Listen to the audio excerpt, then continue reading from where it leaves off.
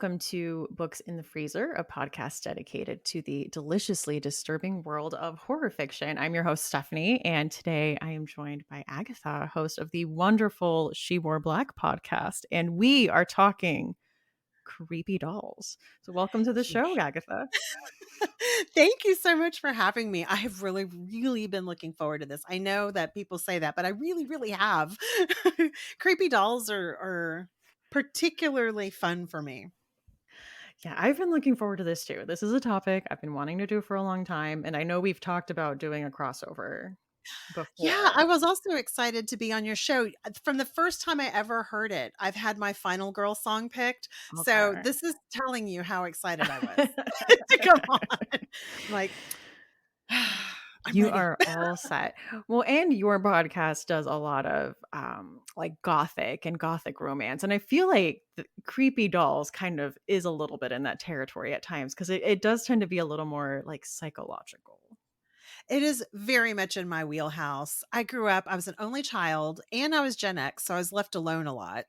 And my mom would dolls were just a thing that she made sure I had, or she would also try to use them as a way for me to find my Latina identity. There was nothing in the 70s and 80s. But like if she found a brunette, it was a really big deal. Yeah. So but I also had like Charlie's Angels ones, or Mm. yeah, or I had a Dolly Parton Barbie, and I'm sure I still have it somewhere. That's probably a collectible by now. And a Farrah Fawcett, and Farrah Fawcett's from my hometown, so that was a big deal. So Ooh. I have that one still. Did she have the hair? Of course, she had the feathered hair. And, yeah, no, I had so that and then we also had, like, international dolls. That was, like, the closest thing she could do to finding me anything that culturally looked like me in any way. Hmm. So, I just had all these creepy dolls, and there's these memes out there about creepy dolls, and I actually have some of them from my childhood, or I did when I was a kid. So I'm like, "Oh, I know that doll. I know the music it makes." It's delightfully creepy. I had a lot of Barbies. I was a big Barbie kid, and I never got creeped out by them. Like, I don't know. I think they're just too commercial Right. to really But be that creepy. baby doll ones, That's depend where it starts to get. yeah, depending on, because the one of the ones that I'm thinking about in particular that I see on creepy doll memes quite a bit is like porcelain dolls that had the Mhm. music box inside. I so had those. And they would lay on my bed when my bed was made. And they would always play, because I've always been the sort of dark macabre kid, they would play these songs in the music box that were in minor scales, and for anybody who knows music, like those are the creepy songs. And so I don't know what my mom was thinking when she hooked me up with those, but it went a long way to establishing my interest in creepy dolls. Yeah. I know my mom gave me a porcelain doll or two, and I would just hide them in the back of my closet because I didn't want them looking at me. Like, I've just always felt really uneasy around Those are the dolls. ones. Those And are the she would ones that come to life. she's like, "Well, where are they?" And I'm like, "Let me just move my books. They're behind there in the back corner." They would have some obstacles to get through to get to me, like I Yeah, would hear it. that makes sense. That makes sense. My mom gave me one that was 3 foot tall, and it was from an antique shop, so I'm sure it had a soul. But it was this doll that was 3 foot tall that had a wig that would occasionally fall off her head. So she'd have like those little holes with like strands in there, like when the wig fell off. And I don't know why, I don't know what I was thinking aside from the fact that I'll scare mom one day. And so and like at night when she was asleep, I got up and put that doll at the bottom of the stairs. So Nightmare when she child. woke up, yeah, and she screamed, and of course I got in so much trouble. Oh, you admitted to it. You didn't play along. Like, I don't know how she got there. That's wild. I would Because I sleep was in, mom. laughing. I had no poker face Oh. back then. I could not play the tables and win back then. Oh my gosh. Nope, I'd give myself away. No. What is so creepy about dolls? They're human. They're human-like, humanoid. Human, like even when you think of like the shape of aliens or anything that has like a humanoid resemblance to it is, and also I feel like they don't have autonomy, but they do if they're possessed. And Mm. so what's going to possess something, Mhm. and not something that's doing it for kicks, right? Like, that it's going to be a ghost with something something to say, a demon or something. Or a serial killer that, Oh yeah. uses voodoo magic to get into a doll and then needs to find another vessel. But I think they're just, yeah, they are such reflections of us. And I think even going back when like child and infant mortality was a big deal, and happening with more frequency, I think there was probably a lot going on with that idea of a lost child, you Mhm. know. So it's, ghost stories with that started way back when. Yeah. But yeah, the humanoid thing, I mean, I think the uncanny valley is definitely like what people think of when they think about what's creepy about dolls and why we just have such a reaction to it. I think we're seeing it more, especially with like have you seen the weird like AI I'm not excited. things? But it's these like I was reading a study about it and it said it's just the uneven expression where it's like the mouth is in a smile, but the eyes are not in a smile. And our brains just like are like something is not right. Like it looks human, it sounds human, but it's not. Yeah, And no, that I makes know sense. I should be wary. And it's funny you say that because like baby dolls and stuff, I know that they creep a lot of people out, like especially little dolls that can talk. But those never freaked me out. It was dummies that did. Because again, I think it goes back to kind of what you're saying. Like there's partial expression, but there's still wooden, and Pinocchio is creepy as a story, as a fairy tale growing up. So, and that goes back to autonomy, Yeah. I mean, we're all sort of struggling for autonomy, and sometimes people get angry when they don't have that autonomy, and that happens with ghosts. So, yeah, no, that makes sense. Where now I'm going to go back and look at images of of doll, the clown dolls. Those are the worst. Poltergeist. Oh yeah. Okay, yeah, now I'm starting to go back and think of these facial expressions. Thank you very much, Rachel. I was probably fine. Did I just call you Rachel? I did. That's how much I associate you and Rachel Harrison. That's funny. I'll take Um, it. that's a Uh, compliment, yeah, right? I'm like, that's a compliment. It's I'll like, take it. no, but yeah, no, that has me thinking now. Like what you did was sent a reel in my head of a bunch of freaky dolls. So, Yeah, well, I was thinking, well, I got a book off my shelf that I have all about cursed objects by J.W. Oker that I read last year. And I remember he had like a chapter on Annabelle because she's a real doll. She's in the Warrens Museum or whatever. I think I've seen people oh, visit it like on tour now. But it's very different to what it looks like in the movie. The real life Annabelle doll was a Raggedy Ann doll. Like a oh, yeah. And I it didn't realize that. Mm. mhm. And it was possessed, I guess, creepy. There was also what is the other famous doll? Jeffrey the doll. And that one's like also in a museum behind glass and like um people hear like footsteps and children's giggling Ew. around it. I know. I'm like, no. No, thank And what museum is that? you. Just to So never I go don't. there. Yes, exactly. Where do I steer clear from? I'll have to You'll put that in show notes, right? I'll put that in the show notes. It's in JW Oker's book. Like he has a Okay.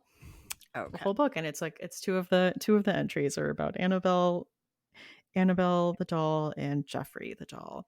And Jeffrey the doll is like 40 inches long and in like a rocking chair and it has like black eyes. Good times. It's Good like time. a little sailor suit. Do you know the stories of like the animatronic dolls that were like the German dolls Mm-mm. that um they were animatronic and moved very much like there were these drums inside that they're sort of like what you use in a music box, but they would control the movement of the dolls. And this is a very Victorian era kind of thing, I believe. At least 19th century anyway. But yeah, those people still go, like they still make them in Germany and people still go to visit these freakishly lifelike movements that these dolls make. And as much as I'm like, well, that's adorable craftsmanship, that's astounding. I also want to stay far away. Again, I'm not worried about Barbies or most little baby dolls, but certain things that are so human, and when they come so close to like individual finger movements and things, it's just banana pants. Yeah, like the more lifelike things get, are like, ooh.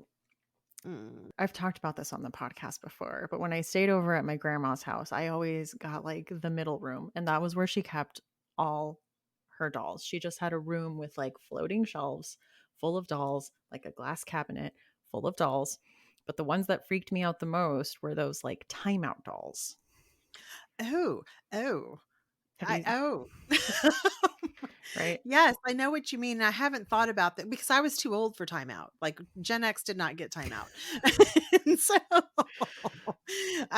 but I remember when those came out, my little cousins would have those. Those are unpleasant. Yeah, I know like people sell them at craft fairs, and she had a neighbor who made them. So one time I went to her house to get something for her, and she just had doll parts everywhere. And I was like, Mm. no, I got to get out of here. I got to get out of here. Oh my But gosh. yeah, so for people who don't know, they're these like 3 foot dolls. They don't have faces, they just have hair, and they just face the wall with like their hands up, like they're in timeout.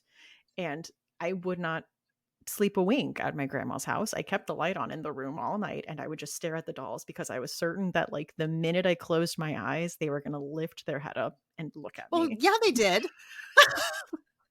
I have no doubt they did. Yeah, I would get up like so many times and just like look at them and look at their face and be like, "Don't you move. I see you." So yeah, we bought this house in 2020. This is a wild story. We bought this house in 2020 and we are on a green belt. There's the woods behind us.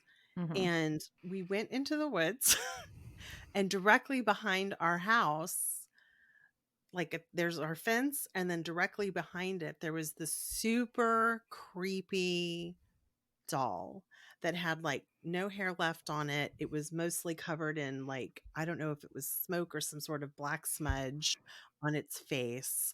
But it looked like it had seen some things. Yeah. And then like not far from that there was a kid's shoe. And then there was this like a couple feet further down, there was this black garbage bag with something very large in it. And I was like, tell my husband, like, don't make me look at that. Please make sure that's not a body. Did he look at it? It's still there. Like, it's still there. I mean, he assures me that he has looked at it or felt what it was, and he says it's garbage. But I'm like, well, then why is it still there? He's cleaned up everything else that was back there, doll included, but we won't touch that bag. Yeah. Oh my gosh. Well, I also asked in the Patreon Voxer group. Oh, I just mentioned that I was recording this doll story, and someone was like, "Oh, my grandma has a doll, and like sometimes it cries." And it's not underwater or anything, but it's just like really creepy. She had like a few creepy stories, and I'm like, I think whatever's in your house or your grandma's house, you need to get that looked at. No, Hmm. thank you. No, thank you. Mm-mm. I'm gonna think about your timeout dolls for quite some time, but that doesn't help either. That story doesn't help either. I guess my last big one that I saw that was aside from the creepy doll behind the house, because really the doll creeped me out more than the bag. I'm not gonna lie, because I was like, what if that child's inhabiting the doll? Uh, Whoever these shoes belong to, whatever's in that bag. But no, I'm joking as far as like the bag is still there, but he has assured me that it's like garbage. But anyway, the I used to work at an art center and we would have these displays one like every May, because every community has these, I think they do, where it's sort of like a what is it, like not a pageant, but like I guess a coming out party. mhm. But it's like all the fancy people in town, their daughters are coming of age and they wear these obnoxious very expensive gowns, and they're themed. So it might be like Ladies of the Sea one year, or like mythology or something. And the Mhm. dresses will all have these mythological or like symbolic things in them. Anyway, well, they gotta be on something, right? So we have these mannequins at the art center that when they're in storage, they're wrapped up in cellophane. And so when we're getting the exhibit ready, the mannequins are all laying down in their cellophane all over the floor, like where they're going to be placed. And so it just makes for very interesting photography subject matter when you have Yeah. a floor, like a whole gallery full of cellophane wrapped mannequins that are like sort of staring at you. Oh, they It's have good time. faces too, they're not like the headless No, they have department faces. store ones. Ooh. They have faces. Yeah. Ugh. So, on a previous episode for Body Horror, Preston Fasal was on, and he talked about it. I almost read this, but I went another direction last minute. But he talked about Pin by Andrew Niederman, and I don't know this. that's like a mannequin centric horror story. So it's like that was my one of my almost picks. But he talks about it in that episode, so that reminded me of that. I think it's a movie too. It was adapted. He's an incredibly nice fellow, Preston. I Yeah, met him at Ghoulish Festival, and he's really sweet. So very I'm just funny. curious. It was a funny Yeah, episode. yeah.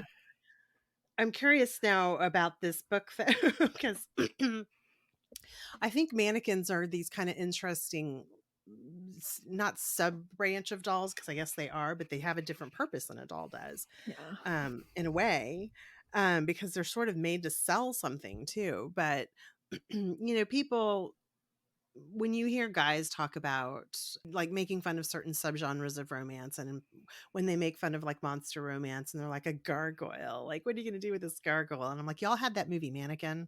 Y'all just need to take several seats. Yeah. You are not exempt from this. Exactly. I was like, everybody participates. Monster romance like goes back hundreds of years. A little bit. Well, yeah, exactly. Um, but I was like, you had Andrew McCarthy running around with this mannequin that would come to life just for him. Like, spare me your feelings about a gargoyle. You know?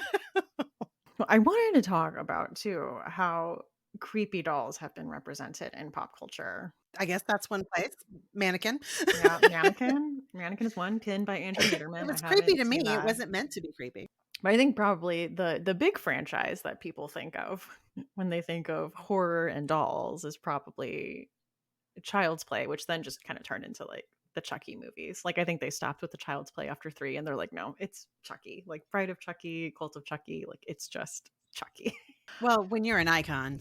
Yeah, the icon. And I watched them actually within the last couple of years because I was scared because my cousins would always just like mess with me and tell me like awful things about Chucky. Like the thought and sight of Chucky freaked me the heck out. So it was very recently that I finally got around to actually watching these movies and they're great and they're funny and they are not the nightmare fuel that I had built up. I thought you grew up with those.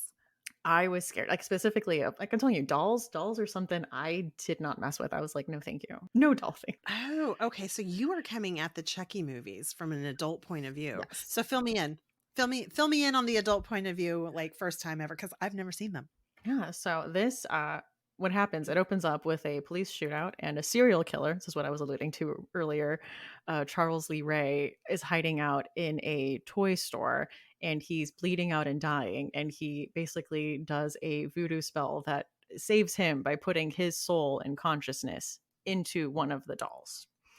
And then you are following this like single mom who works at a department store and she's like really trying to get Christmas presents for her son. And this is like the it toy of the year. And she's able to get one that fell off a truck, like in a back alley deal. And of course, it is the possessed one. Oh my god. And then, of Oh my course, like god. bad things start happening, and like they're blaming this kid. And he's like, no, the doll came to life and did it. And they're like, sure, kid, we're going to need to look into this a little more. Oh boy.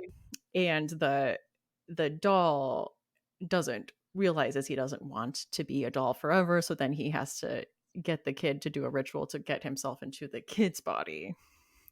So he comes after him in the sequel. Oh, so does he possess the kid?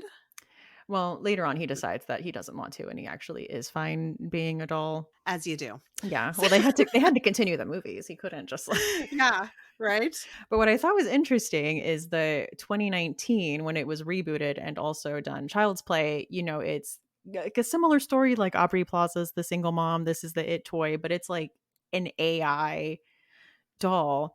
And the doll is actually like well meaning and is trying to learn how to be like friends with this kid. But the kid is complaining about his like stepdad. So he kills the stepdad because he's like, "You're my best friend. I would do anything for you." Oh my gosh, that's Or a the mom twist. or the mom's boyfriend. Yeah. So it's kind of sad because he sees them like he like, sees and learns.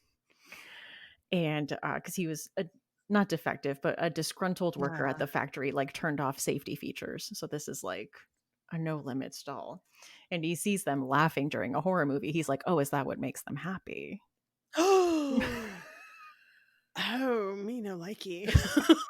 But I thought it was very interesting because then I saw the trailer for that new movie Megan about the Mm. AI doll and like the sad girl, and it's kind of similar where it's like, "I'm your friend, like I will attack these people because I like you, like we are friends." So I'm like, that's an interesting angle that I don't think horror fiction is. Also, the books I read, I don't think too many of them are actual evil doll Okay. stories. But I think what you were saying, the twist, like the newer versions, I think that's scarier Yeah. because that's not really Yeah. silly. No. That's intense, with like that's more thoughtful shit. Oh my. I wasn't ready for that. My sister-in-law really likes the Chucky movies, but she's younger than me. She's millennial like you, Mhm. and it's just funny because sometimes I wondered or thought about it, like, is it a generational thing? Even though I know people go back and watch these things, because it came out so in 1988. I Mhm. was I had discovered, well, I saw Lost Boys in the theater. I was still on my Stand By Me kick. I had an entirely different like a type of thing I was interested in. It was still horror, but it was like I said, it was like it was those things. It was Lost Boys and stuff. And I was also really into music and like wanting to be in Greenpeace and read Rolling Stone and whatever else I was doing at that point of the 80s. Like I was not I just kind of saw for one, I didn't like slashers. But I also saw the trailers for it when I was that age, like when those were coming out, kind of just thinking, oh, that's just silly, like whatever. And I was kind of past the point of like we watch these things at slumber parties because Mhm. at slumber parties that's where you watch like Basket Case and all these terrible like B movie slashers. Um, but by then we were watching like Top Gun or things like Willow for Hotties, like, because we're like, "Oh, Val Kilmer, let's watch that again," that kind of thing. We were in a different place, by that point. And then once you miss it, sometimes you just miss it and it's never on your radar again. Yeah. But my sister-in-law liked it, and what was the reason why that came back on the radar with her was that my niece like loves her Chucky, my sister-in-law's Chucky doll, and had like since she was a tiny toddler would walk around with it. And that was like her little doll companion. Oh. It's adorable and Yeah. creepy. Yeah, a little creepy. I remember they used to sell them at Spencer's and it would literally give me the creeps. Like I'd be like, "Ugh, no, thank you. Not even You going have near." limits, right? Yeah. I mean, that was when I was like, that was before I had watched it, before I had really faced my fears, back when I was still like, no, thank you. Oh my god, oh my god. Well, we had an interest also in claymation, and that's a different kind of doll thing, but the whole Muppet, all of that coming to life, like those, that was a whole other thing I was fascinated with, and like the Skeksis and Dark Crystal used to freak me out. But the thing that, speaking of like children with toys, is like a Nightmare Before Christmas. So we'd get those little action figures, and Mhm. like some of my friends' kids would use those instead of Barbies. Like they would Mhm. treat them like Barbies Yeah. and play with them like Barbies, but they were it was Jack and Sally. So because it's our, it's who we are. Yeah. That's cute, creepy. Yeah. Let's see. I watched a few of the Annabelle movies for this, and I do have to say, I think the only one really worth watching is Annabelle Creation. They do retcon what happened, like the origin story they give in the first one. They're like, never mind, scratch that. This is like the actual origin story, and it's neither one is the actual origin story for the real one. Oh, But Annabelle Creation, I would say, is the best one out of them, in my okay. opinion. What number is that? I think it was the third one that was made, but it's the prequel to like, And it's the best one. I think it's the best one. Okay. The Conjuring Uh, universe in general is very hit or miss for me. Like, I am not that into it. yeah, you're gonna think I'm silly, and I am. I'm indefinitely silly. But I didn't watch those because I was mad because I thought that was a different Annabelle, and I got a chip on my shoulder about it, going, "Well, it's not the right Annabelle for me." So Did you want the I Raggedy thought Ann one? no, what I thought was, I don't know if you know who Serena Valentino is. Mm-mm. Um, right now in publishing, she's most famous for the Disney villain middle grade novels that you see. Okay. So it'll, you've seen, I know you've Yeah. seen those. There's like, Yeah. 10 of them. But back in the day, I don't know, 20 years ago, I was reading her comics. She had Gloom Cookie, and then she also had, they're very like gothy and feminine and Hmm. cute and spooky and all of those things. But she had Gloom Cookie, and then she had one called Nightmares and Fairy Tales with the spooky Annabelle doll in there, which I'm sure is inspired by the one you're talking about. But I was mad because I thought it was going to be a Serena Valentino story, and You're it like, wasn't. excuse So I'm me, like, what is you this? don't get my time. I love that. Um, and then I also saw a movie I had been wanting to see for a while, but I couldn't find it on streaming, and it was finally on streaming, and it was Dead Silence. And I think you would love it because it is about like a ventriloquist dummy. Ooh. It's very 2000s horror, and it's I think it's James Wan, so the same guy that did Saw and I think later went on to do the Conjuring movies. But I don't know, it was a very fun like 2000s horror movie. And then I thought it had a great twist that I didn't see coming. I was like, okay. Dead Silence, is that the one? Okay, I will be on the lookout for that. I did watch when you suggested, because you gave me a list of suggestions, The Boy. And I watched it for the first time too. So what did we both think? Because this was a first time Well, watch for both of us. okay, I picked that one because Mhm. that was the closest to Gothic I saw Yes, on the list. definitely. So I was like, "Oh, this has my aesthetic." And people will make fun of me for this. I would have much preferred it not be an American nanny that came to a British manor in the middle of nowhere. I would have loved for it to be like all British. You know what I mean? I don't know. I think they know how to be creepier than we do sometimes in the gothic sense, as far as although although I will say the horrible douchebag in the movie is really at his most horrible because he's an American dude douchebag. So then I was like, well, is that a commentary on who we are? Because it would be accurate, I guess, on a certain type of person.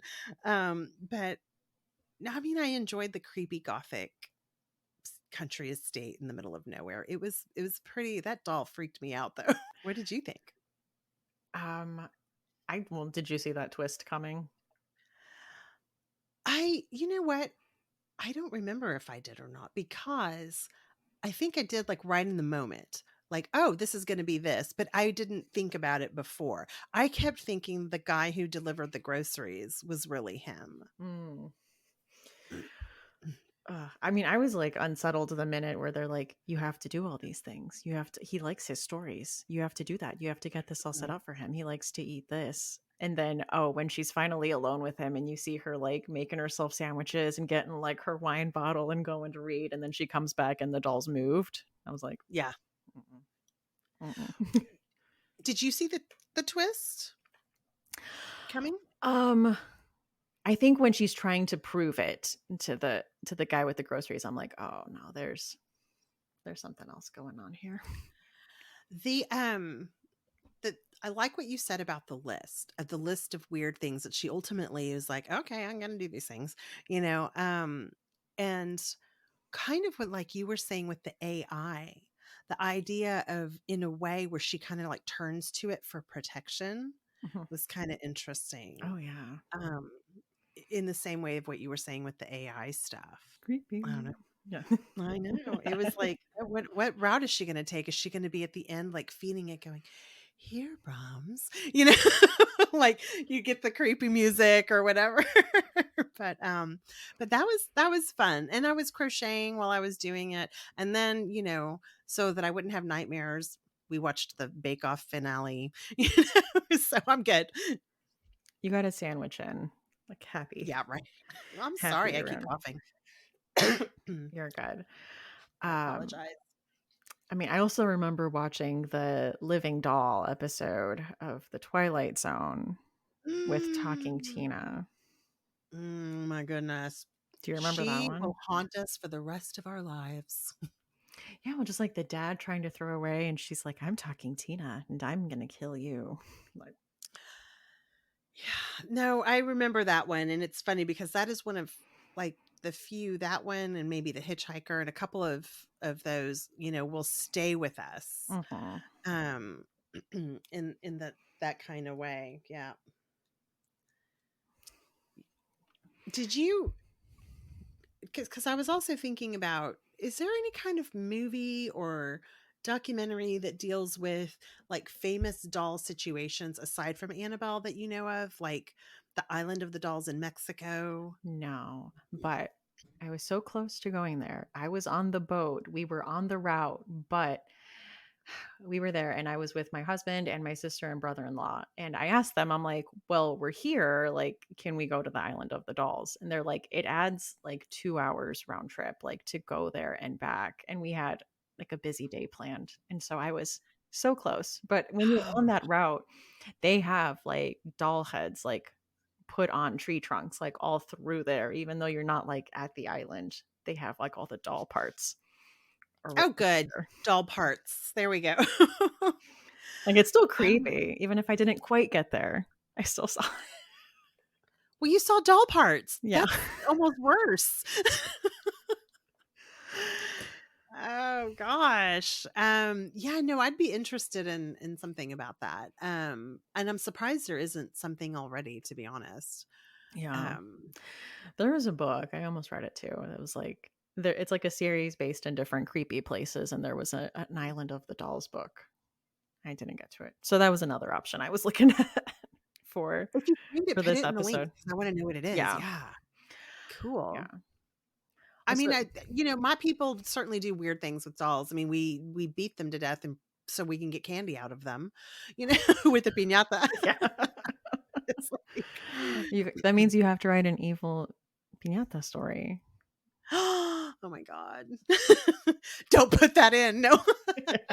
You're like, "I'm taking that. It's mine." Mine, it's in my back pocket. No, I don't know. Or a whole anthology of them would be funny. Yeah. This episode is brought to you by Fangoria, the world's best horror and cult film magazine since 1979. Listeners can use code BOOKSINTHEFreezer to get 20% off their order. That includes, of course, merchandise and first-time subscriptions and single issues of the magazine. Not only are there tons of articles and interviews about upcoming horror movies, there's a regular segment by Stephen Graham Jones all about slashers called Slasher Nation, so you're going to want a copy. So again, that is code Books in the Freezer, and thank you, Fangoria, for supporting the show. All right, well, are we ready to talk about some books? I think we're ready to talk about some books. All right. Right. Well, the first book I read for this was an anthology called The Doll Collection. It was edited by Ellen Datlow. This was a few years old, but I was reading the introduction, and she said that in her call out for short stories, she specifically said, like, no killer evil doll stories. So all of these are Okay. kind of work. I know that was my thought too. I was like, okay, no, like, And she said, they're just not creative. Like they're not whatever. Like I want to see what you can do outside of that. And it did make for some interesting entries into it. So I did enjoy Okay. it. Though I would have liked a killer doll or two. Can I say that, Ellen Datlow? Like I would give me a killer doll story or two. I would have enjoyed Hmm. that. Um, What are the standouts in there for you? I mean, I know she's been lately, but Joyce Carol Oates' big story, The Doll Master, and I mean that's like one that she's known for. Like she has a short story collection that is like The Doll Master and Other Stories. That is like one of her Mhm. most well-known stories. But that was a good one. A lot of like good psychological horror. And then Shannon McGuire, I swear, like every anthology she's in, like her story is, I'm always like, awesome. Like every single anthology, her story is a standout. And I think hers in this one was called, I wrote it down, There Is No Sorrow in the Kingdom of Cold, which was really good. About like a doll maker's daughter who's like trying to get out of an abusive relationship. But she's like also a doll maker in her spare time. Mhm. And then there was one called In Case of Zebras, where someone is working in an emergency room and they see a strange, like pocket sized doll fall out of someone's pocket. And they just become very intrigued and like obsessed by it and discover what it is. Well, that's a creative workaround Yeah. to the, no killer dolls, you know? I was still like waiting though. I'm like, maybe this one will be one though. There's gotta be one in here. But maybe Under the this one will radar, be. under the radar. uh, but that was really enjoyable, and I like that. I do love like an ultra specific anthology theme. I mean, it also just Yeah. works well with the show when you can find one that is like, anyway, here's an anthology all about this topic, and I'm like, perfect, I'll take one. That was really good. That was the Doll Collection by Ellen Datlow, and because it was an anthology, I'm not giving a temperature rating because they're all over the place. All over the They place. tended to be Yeah. more room temperature, though, I would say. The Doll Master, I think, was a freezer one, though. That was a good one. Oh, okay. Well, when they're not murdering people, I guess you're safe, right? The first one I'll talk about, I actually I meant to talk about it, but in my brain I was confusing it for a different book. So I'll kind of talk to you about both of them, I guess. Yeah. But I didn't read the second book because I ran out of time. But I mean, it's been on my TBR list and I've had it I for thought about doing ages. that one too. Yeah, yeah. So the first one is The Miniaturist by Jessie Burton. And this is not horror, but it's like a creepy historical fiction. So Mhm. think like Girl with the Pearl Earring meets Rebecca. Where you have it's the same time period as Girl with the Pearl Earring, same setting and everything, but a girl marries into a family. And I say girl because she is still fairly young, like 18. Marries into a family and walks into the situation, and it's very creepy and dark. And you kind of have the sister of the new husband is a very Mrs. Danvers kind of figure. The husband is a little older. He's in his 30s when you're in 18. That's an older husband.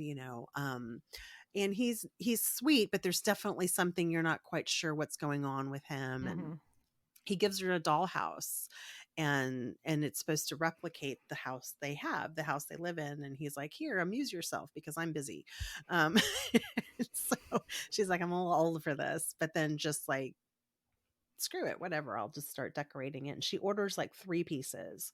Well, then she starts getting things she never ordered, and it's all like identical replicas of like her or things in the house, or like their animals or like different things. And so and there is a twist, so I won't get into the whole thing, but it is, it's gothic, I guess. It's not, I mean, it's room temperature for sure.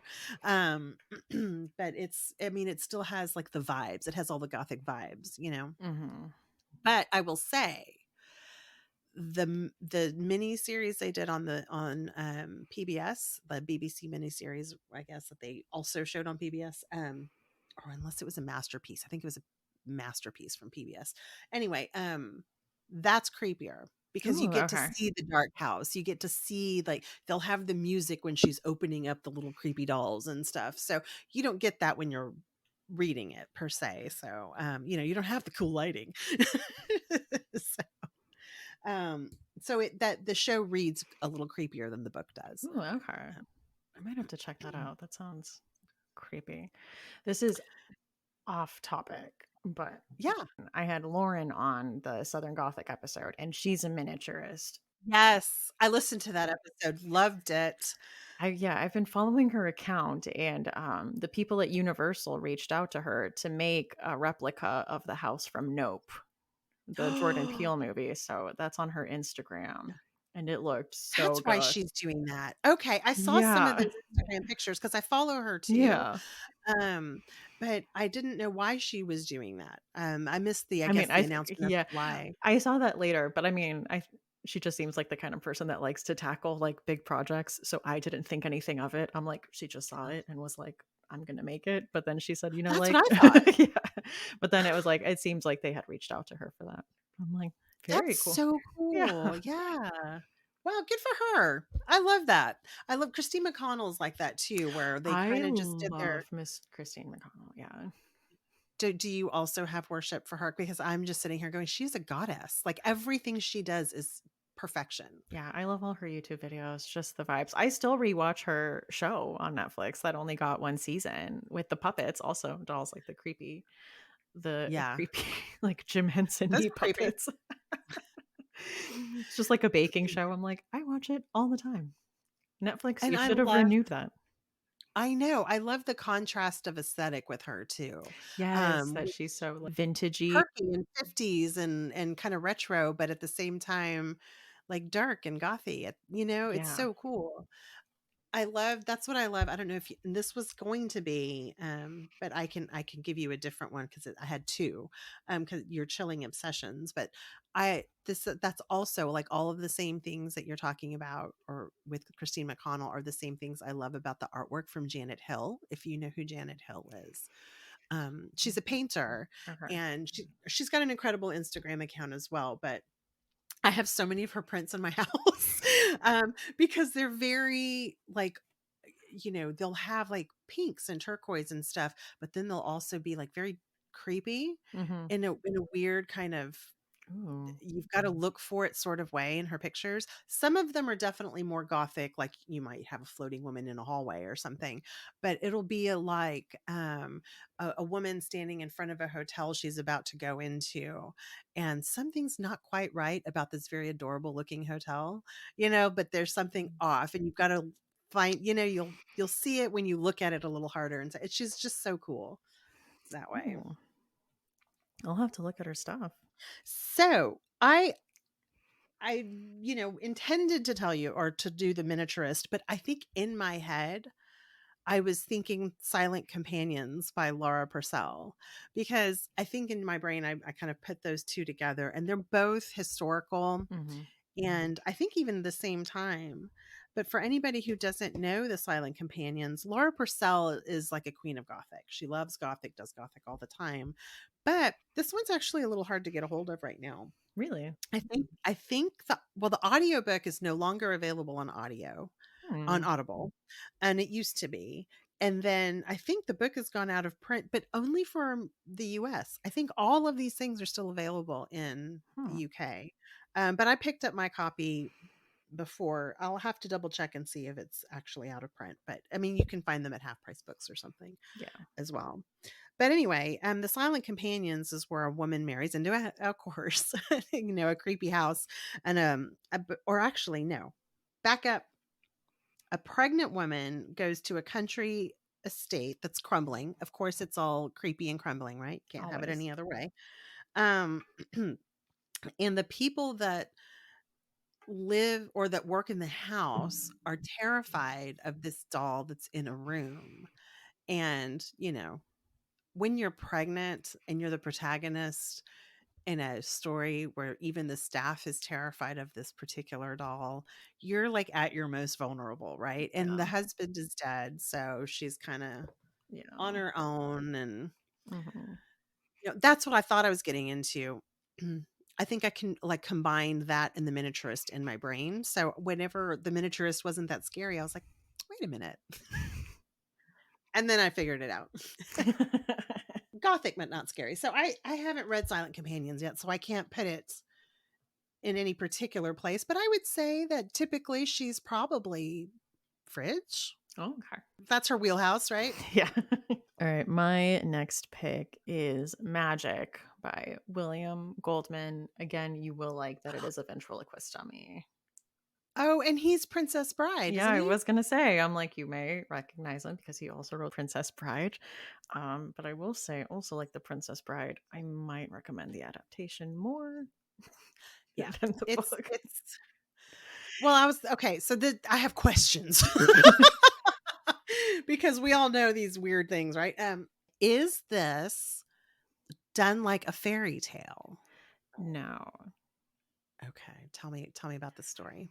So it's very disjointed. Essentially, it's about this man named Corky who is a up and coming becoming successful like magician, and he has a ventriloquist dummy named Fats, and he gets approached for a pretty big opportunity, but he runs away, and hides out in a cabin. And it's because there's a secret about Fats that nobody can find out. Like he will be ruined. And Mhm. while he's there, he runs into his old like high school crush, and like they maybe rekindle things. But the way that the story is written, it's supposed to be, it might be a spoiler to say he's an unreliable narrator, but you are dropped in just at different points in his life with no dates, no like entry points. So I was just like reading chapters and I was like, wait, he's in high school now? Was he wasn't in high school earlier? Wait, like I was just so confused by the way that it Hmm. was written. And I will say the movie is more linear. Like this is the story we're following. And I'm like, that's what we should have done. I think it was done. Wow. I mean, I think it was a purposeful decision by the author to kind of disorient you as the reader and get you into Mm. this like headspace. But as a narrative, it was really tough to follow as a reader. Wow. That's good to know. I'm gonna make that note. But yeah, um, the movie stars like a young Anthony Hopkins as oh my Corky. gosh. Yeah. I don't know about this one. So you've shown me something new. Yeah. It's pretty good. The doll is creepy looking. But yeah, I don't want to give too much away. It's just that there's a secret about Fats. And anything Anthony Hopkins is going to invest time in, is going to be creepy. And you know what? The thing that you said about Fats, I didn't know about this until you told me, but I did go and look at like the trailer or something on YouTube. And yeah, that's enough for for me to get the correct vibes, you know. Something worth looking at. But I think just even the names are like Fats, I mean, just they're kind of intentionally um unsettling, Yeah. you know. Well, they both have like weird names. So honestly, I was like reading it like, wait, which one is the doll? Which one is the the magician? I think I am gonna try the movie first though. That Hmm. way, if that makes more sense, I'm gonna Yeah. trust you on that. I'm gonna do that It's first. free on Tubi. So that's where I watched it. Okay. All right. I would say that was pretty room temperature fridge. Okay. Well, crap. I expected more of you, Anthony. Sorry. He gives Or it it's he gives a great performance as per okay. usual. But yeah, that was Magic by William Goldman. He was working with what he had, right? Yeah. So I have also on my list Bad Dolls by Rachel Harrison, which, we're all Rachel stands. So there isn't going to be anything that she writes that isn't amazing. As of the point of the recording, it's only available on Audible, but it will be available as an ebook Mm-hmm. very soon. I just don't have the dates in front of me. But what I loved, it's going to be all the same things you love, is that it's four different stories that kind of tap into experiences that I think resonate with us as as women, trying to navigate this world. So the first one, or actually, I'm going to probably think of these out of order, but she has one where it's an 8 ball. So that's not necessarily a doll, but it is a creepy toy Mhm. that she makes creepy. And then she has one that's like a diet app, but I think she uses like some digital gnome that, because I think she's freaked out by gnomes, which makes sense.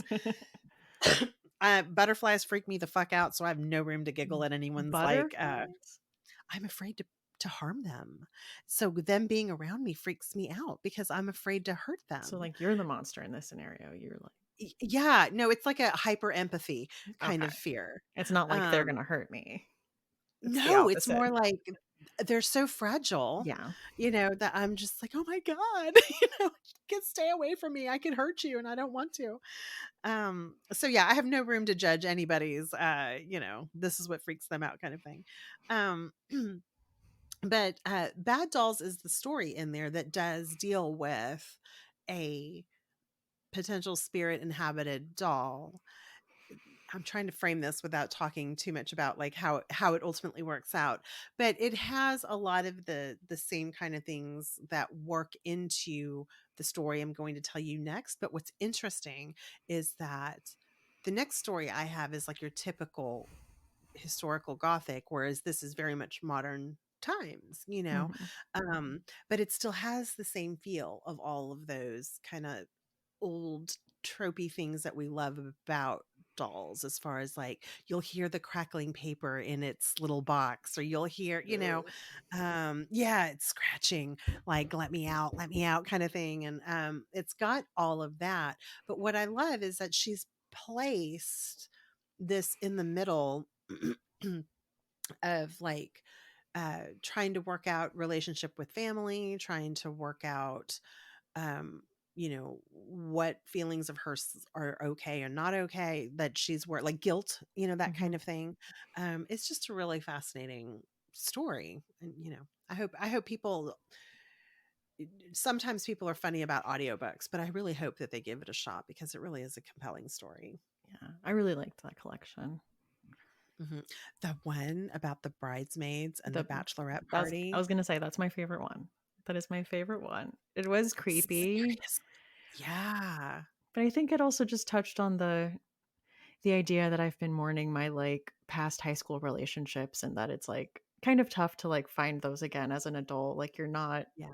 around people that often, like, you don't have a person that you just, like, talk to every day anymore or, like, see every day, and, Yeah. like, letting that go, and, like, sometimes you just grow apart. And so, like all her stories, it just, like, touched a part of my experience. I was like, "Yeah. I thought she also spoke very honestly about expectations that friends can have Yeah, place on each other. that too." And that's why, like, okay, so it's the horror version of Bridesmaids, Mhm. the movie Bridesmaids. And Yeah. Bridesmaids, like, I had that experience where I had a very close friend where I was the maid of honor, and like everything suddenly went wrong, Mhm. where and other friends that were part of the wedding party like got really weird and territorial, and it just stopped being fun, and I was just like, oh my God. But I mean, I had lost my job, my car broke down, like all of these things are Oh, so happening, you were Kristen Wiig for sure. I was in it. Yeah. and so and so when I read Rachel's story, I was like, oh, I've this been still there. speaks. Yeah, this Yeah. still speaks to all those Mhm. things. It hit home for me Yeah. so closely. Oh my god, I was cracking up when they're like, It's I've seen it on Pinterest. Everyone's doing this." Yeah, that was good times because I was like, "Oh, people still use Pinterest." I love Pinterest still. I do too, but I feel like sometimes I'm the only one, Yeah. even though the people are still posting things to Pinterest, I feel often like I'm the only one still talking about it, and I'm, like, so relieved when I hear other people say, "Oh, I still love Pinterest." I'm like, "Okay, we're just quiet about it." Yeah. What would you rate it? Fridge? Yeah. I I don't know if I am brave enough to read a freezer book. I'm not sure if I'm ever ready to go there. So my last pick is Frozen Charlotte by Alex Bell, and this is a young adult story. Well, and I think we didn't talk about this, but so many doll stories are obviously geared towards children. Like, Betty Run Right is like the queen of like doll stories. And then I personally my child doll entry point was R.L. Stein's Night of the Living Dummy series Ooh. of books, um, within Goosebumps. So, I'm they sad I missed out on the Goosebumps train. were I you was too old were by the time you they started coming out. were you on the So Christopher Pike age group though? Because I feel like that's a Gen X thing. I guess, but I went to Catholic school. Mm. So, um, but I did, excuse me. Um, I was, yeah, no, I think I just missed that train. I don't think we had Christopher Pike in our, because I also went from Catholic school to like a massively huge public, like junior high. Um, but yeah, by going to junior high, I probably would have been too old for Pike too, because that's more like fifth, sixth grade, isn't it?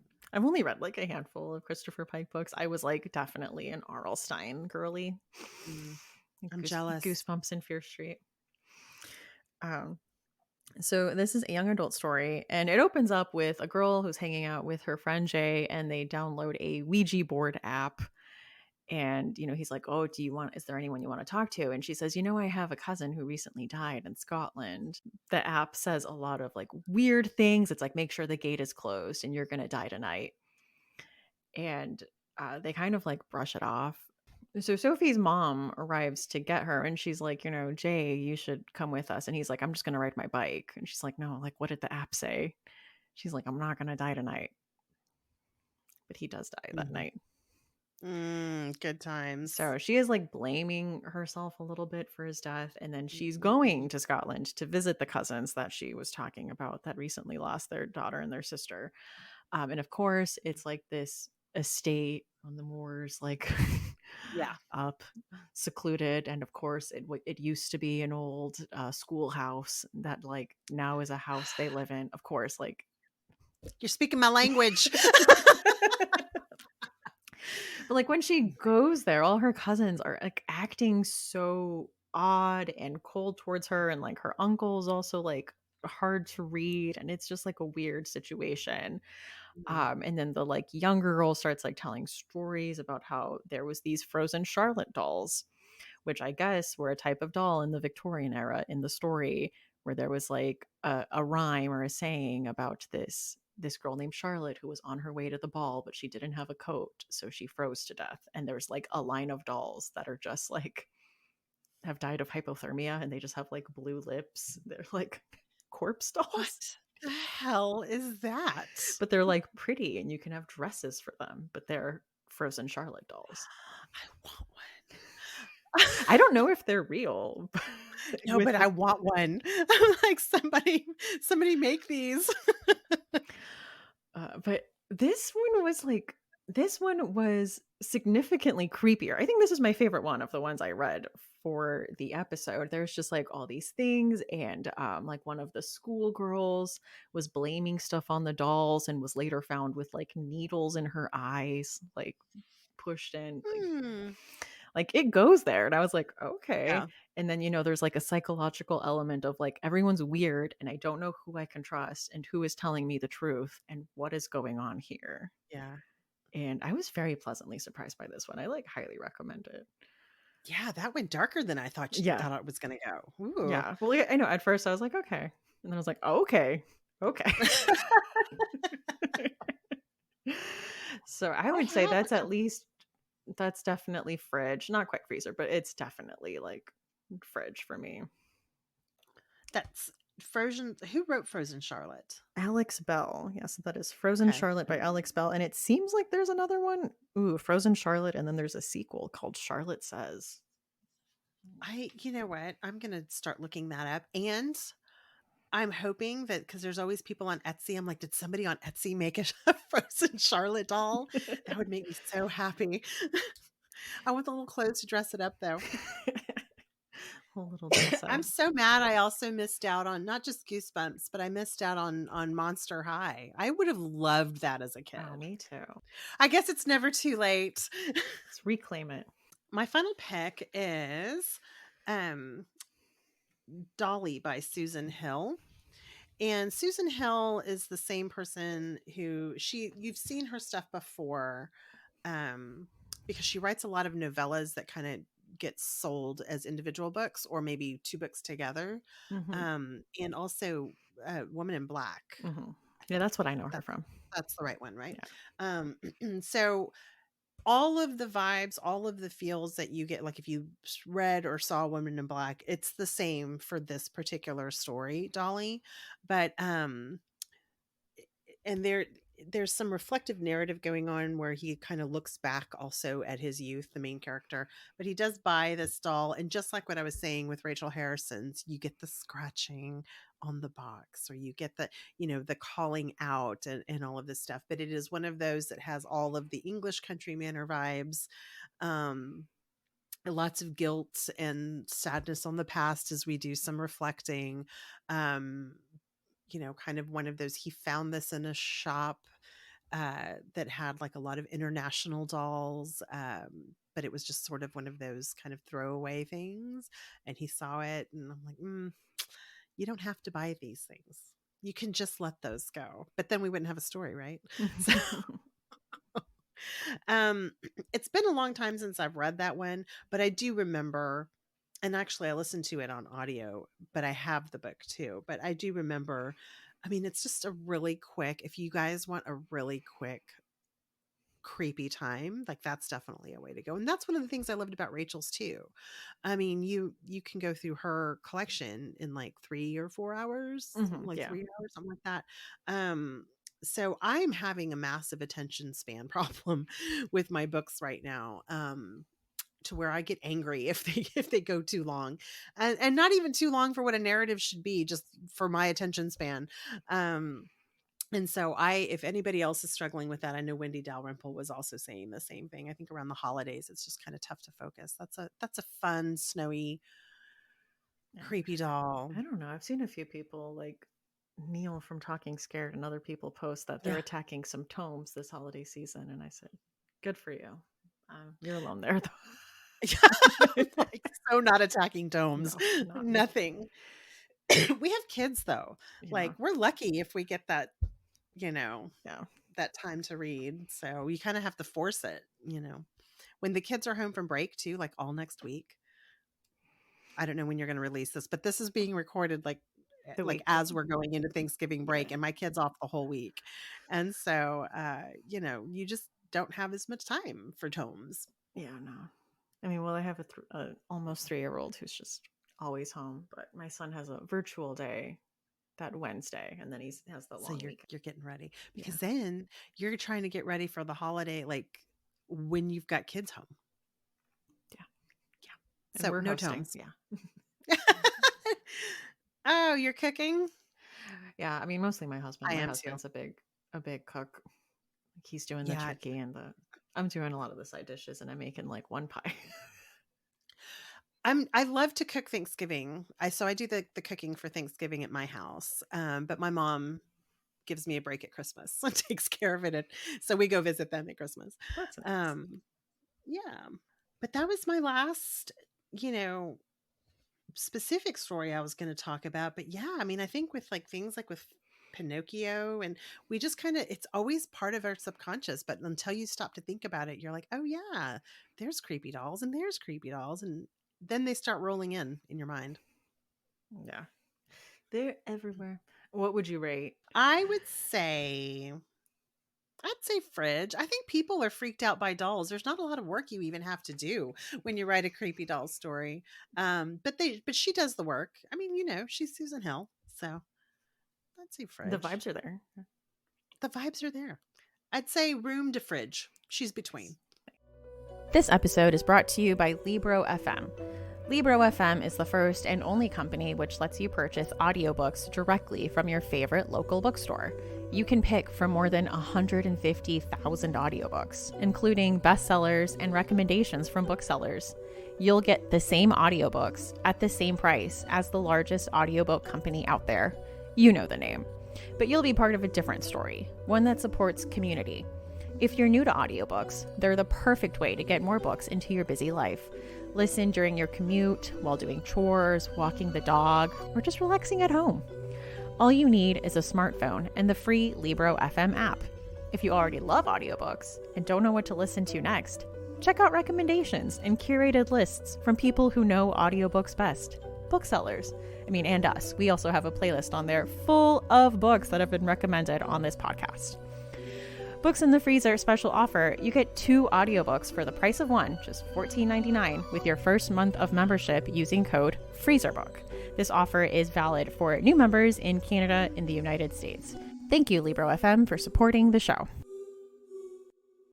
All right, well, let's get to some chilling obsessions. So, what have you been enjoying in horror lately? Well, I know I told you about the art of Janet Hill. I am always looking for her. Like I'll log into Instagram just to look at um, like whatever she's posted. But the other one I do this for, and I think you'll appreciate this, is Anna Marie Tendler. Do you know who she is? I know. And so I know. I'm team Anna. So in the John Mulaney Anna breakup. It's really tough because I was a huge John Mulaney fan. Same. Same. And it's really I made several people watch his stand-up show when I was like, this is one of the best ones I've ever seen. Like it they're broke my good though. heart. I mean, They're good, but I'm just yeah, saying it. That one really broke my heart. it did. And I think people are like, "Why are you so upset?" And I'm like, "Well, his whole bit was about like he would talk about her so much like with love, and not wanting kids, and then he leaves her and has a kid immediately. So it's just that one, yeah, that was harsh, but in the reason why she's my chilling obsession is because the art that she produced that came out of it, because she is an artist, was Mhm. so extraordinary, and just so uh, so I had okay, let me go back. I have an art history degree, so I'm thinking in terms of like where she falls in like the timeline of everything because Mhm. it was so good. Like I can see her, walking right up and taking her place in the art world because the work that came out of it was very gothic and dark and It was. beautiful. Yes. Yeah, it was gorgeous at the same time, that it's painful. Like but it's just gothic and all of the things that I love, but I feel like it looked like a story I would be interested in reading because it's also a journey. She's on like so that was part of a series. The post John Mulaney thing was part of a series called Rooms in the First House, which Mhm. were all the house they bought together that he never moved into. Um Oh, and wow. I didn't know yeah. that detail. I knew because he talked Oh, about them buying the house. That was in his stand-up specials, like them talking to the realtor and buying this house. he never lived there. Yeah. Oof. And so I know. And so, but it's beautiful as far as like it's got all the wallpaper. So it has a very we have always lived in the castle kind of vibe as well. But also she's on a new path now. I mean, she's Anna Marie Tendler, so she's got her gothic vibes still, but you can see like she's on a new part of her journey. It's just really beautiful. She's my chilling obsession because it was really just a wonderful voice in the Mhm. art world. Did you also love her lamps that she used to make? Victorian I don't know about style. the lamps. Oh yeah, I'd been following her for a while, but that was like a craft she would make. She would make those like Victorian style lamps with the fringe at the bottom, and it was just something she would. Oh, yes. Yeah. I think they've been in her work, Yeah. so I've seen them. Yeah, yeah. I don't know, I don't remember, like, her making them or anything as far as, like, in a Christine McConnell kind of way, like, did she do that? Like, "Here's me Mhm. making the lamps?" Okay, She would I have didn't see stories that. every once in a while, yeah. Okay. No, I found her when the breakup happened, and she posted this really beautiful image of herself, and I was like, "Oh," and then I went and looked at her page, and it was, like, full of this gorgeous art that's kind of dark and beautiful at the same time. Was it the one at So, the dining room table or the one on the stairs? Or which one was it that oh, got you? the the first one I saw looked like she was sitting in a bedroom with the 2 twin beds on the side of her, and she's got the dark scarf around her Yeah, eyes, okay. and she's in the black dress that's flowing, and she's holding the baby, well, Petunia instead of a baby. So, yeah, Yeah, she's so talented. Like just her yeah. The dining room one was tough, and I know the stairs one you're talking about, that Yeah. was pretty rough too. She did this gorgeous one also of her, and I can't remember if that whether one I told you was the first or this other one was the first, or maybe it was the same day or whatever, where it's almost like an Anne Boleyn portrait, I but was it's gonna her with say the that, two. yeah, she has the That might have been the first one, mhm, but it's like you see the single tear like coming down her face. It's just so yeah. So I don't know. I'd love people to support her and buy her work, and mhm. It seems like she's doing well. I think she had a big I think showing. so. She did that tour Yeah. also, and she went through Dallas, and I really wanted to make it, and I couldn't, you know. I mean, I can't just pop up to Dallas. Dallas is a few hours away. Yeah, I'm in Texas, but it's still a while, Yeah. you know. Um, this is like a random side note for our upcoming talk, but I used to listen to the Gilmore Guys podcast when it was on, Oh, and she was a guest on one of the episodes, but that was oh my before god. everything went down, you know? Yeah, yeah. I do see Timothy Chalamet now through her eyes as far as like as I know he did a bit where he talked about how much she loved him. And I just giggle now when I watch like the new Little Women because I'm like, she's all into him. you know? So I think it's cute. Yeah. All right, well, moving on to our second tradition on the show that it sounds like you are very ready for. So tell me, Okay, what is I your am final ready. girl song? I have been ready since the first episode I listened to, long before I rebooted my podcast. So I'm excited. Are you ready? It is Mhm. so Gen X. I can't even do anything about it. Um before I say mine, I do love that Grady Hendrix picked um that hazy shade of winter. I'm like, oh, he's in my time zone. Like he's in my timeline. Because that's a pretty good one. But PJ Harvey, because of course I have to pick a PJ Harvey song. Meet Z Monster, Z-E. So, but it's like Meet the Monster. But anyway, Meet Z Monster by I PJ think I know Harvey. that one. It's a Well, badass song. nice. I think Paul Tremblay also did PJ Harvey. Did he? I have to He listen. What did did he pick? Me Jane. She's just a perfect Final Girl soundtrack person. I mean, she really is. She's such a badass. I just love her so much. And her lyrics are amazing and dark and creepy too. This is why I love her. But Meet Sea Monster, you can hear it either like in final scenes where someone's like taking care of business, like where, a final girl is taking care of business, or in the rolling credits. Either way, it's just perfect. So Okay, well, I'm excited to add it to the list. yay. Nice. I'm glad I made a PJ contribution Woo. to the list. All right. Well, thank you so much for coming on the show today. Oh my gosh, it was so much fun. And I cannot wait for our crossover that we're going to Yay. do here in a moment. And what an absolute treat it was. I love supporting women in horror and women in publishing. So thank Yeah, you for thank having me you. on and being so supportive of me too. Yeah, well, thank you. And where can people find you online? SheWoreBlackPodcast.com has links to my Instagram and Twitter and Facebook if you want one place to find all those links. Hmm. But yeah, I'm on there basically as either She Wore Black Pod or She Wore Black Podcast. I think Nice. Instagram it's Hmm. if you like your horror very pretty, that's where you come you come to me. Well, you had a great interview with Rachel Harrison that I think our listeners would Oh. appreciate. So, I listened to yours too, and I really loved, I said in my episode and I was laughing, but I wasn't kidding, and I made that clear also where I'm like, I feel territorial about it. Like women, you saw things too that I saw that I wasn't hearing in any of the male-led discourse. And I'm like, there are things you guys are missing. And so that's why it's so important to have our voices out there talking about the books too. So mm, I really appreciated your interview with her. oh, thank you. Yeah. All right. Books in the Freezer is a bi-weekly podcast. We post episodes every other Tuesday. You can find us on Instagram at Books in the Freezer, on Twitter at Books Freezer Pod, on TikTok at Books in the Freezer, and you can send us an email at booksinthefreezer@gmail.com. This is an independent one-person podcast, so if you would like to show your support, there are a few ways to do that. The easiest one would be to leave a review on a site like Spotify or Apple Podcasts.